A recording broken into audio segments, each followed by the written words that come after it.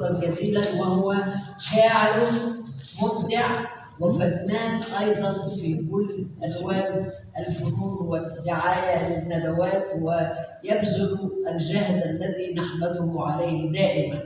أهلا وسهلا وشكرا يا أستاذ محمد.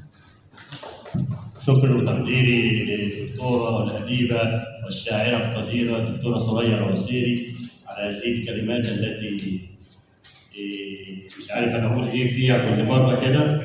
ربنا يخليك يا رب، وده أقل واجب يعني في هذا الملتقى مربوط الشعراء العروبة اللي أنا بعتز بوجودي دايما فيها، اللي دايما بيبقى فيها بتجمع قامات الأدب والشعر والثقافة دايما. فشكرا لحضرتك يا دكتورة ثريا.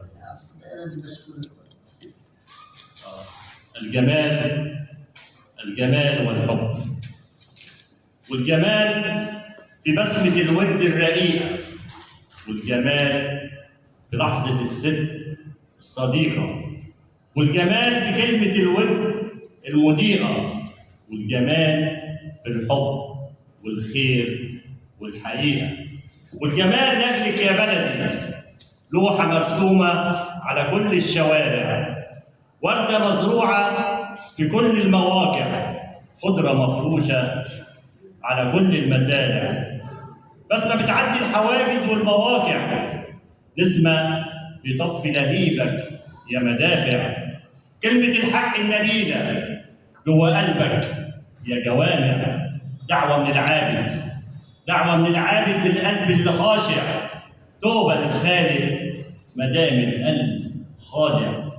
توبة للرازق مدام العبد راجع.